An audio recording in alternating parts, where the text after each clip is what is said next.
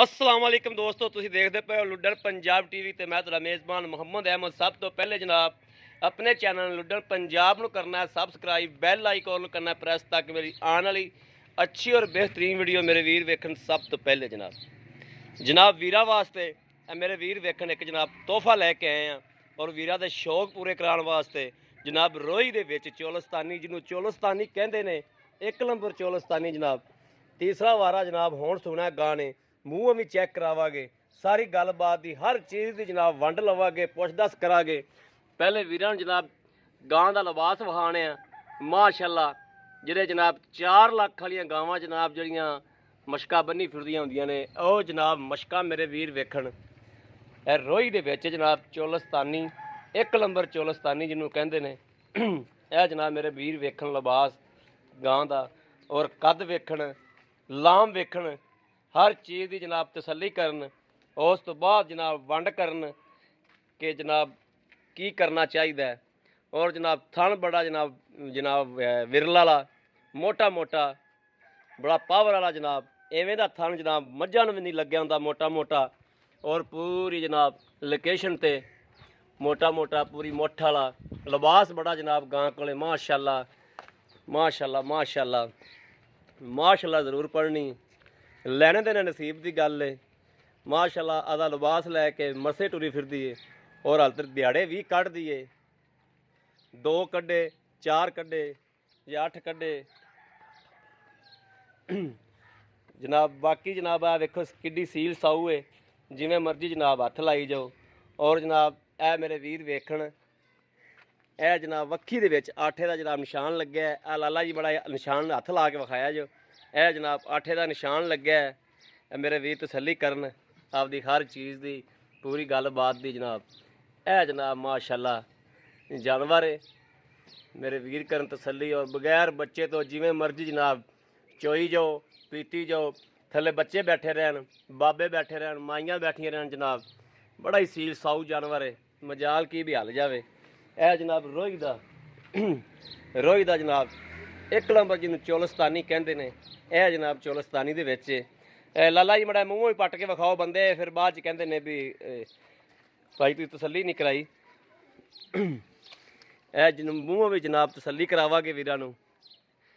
Seal साऊ जनाब बड़ी सादा गां सील साऊ है मेरे वीर करन तसल्ली मूँह की भी हर चीज़ की। कुहाड़ियां रंगे दंद खलोते ने जनाब।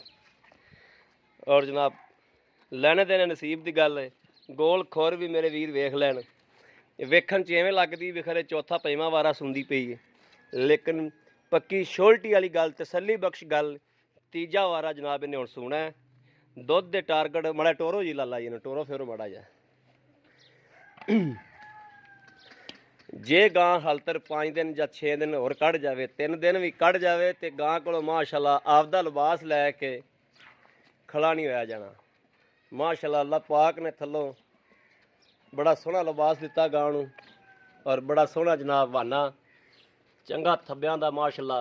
आदे वजूद नाल ज़्यादा माशाअल्लाह थब्बे मारी फिरदी है।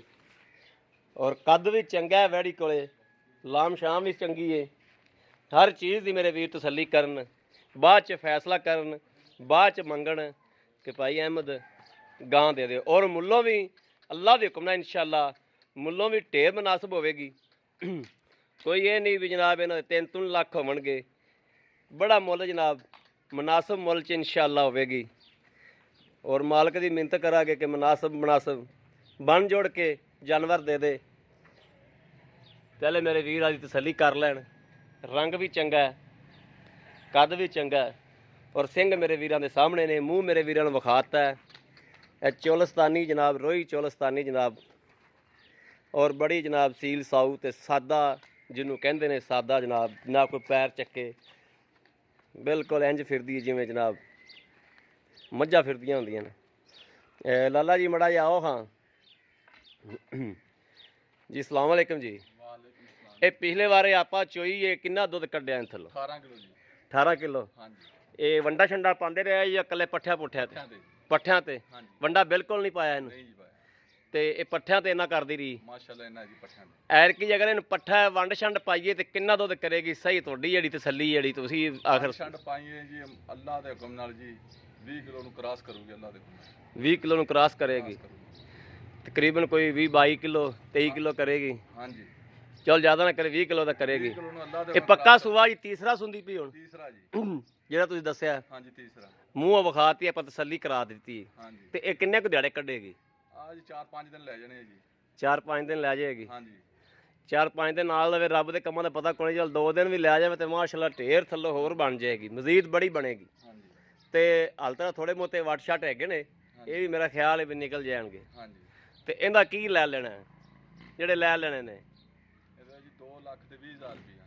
2 ਲੱਖ 20,000 ਤੇ 20,000 ਰੁਪਇਆ। ਹਾਂਜੀ ਇਹਦੇ ਜੇ ਕੋਈ ਮੇਰਾ ਵੀਰ ਮੰਗ ਲੈਂਦਾ ਆਪਣੇ ਕੋਲ, ਕੋਈ ਪਿਆਰ ਮੁਹੱਬਤ ਹੋਵੇਗੀ, ਹਾਂਜੀ ਕਰ ਲਓਗੇ? ਮੌਕੇ ਤੇ ਕਰ ਲਾਂਗੇ। ਕਰ ਲਓਗੇ ਜੀ, ਠੀਕ ਹੋ ਗਿਆ, ਬੜੀ ਮਿਹਰਬਾਨੀ ਲਾਲਾ ਜੀ। ਹਾਂਜੀ ਲਓ ਜੀ ਮੇਰੇ ਵੀਰਾਂ ਨੇ ਵੇਖ ਲਿਆ, ਹਰ ਚੀਜ਼ ਦੀ ਜਨਾਬ ਤਸੱਲੀ ਕਰਾਈਏ ਔਰ ਪੁੱਛ ਦੱਸ ਵੀ ਕੀਤੀ ਏ।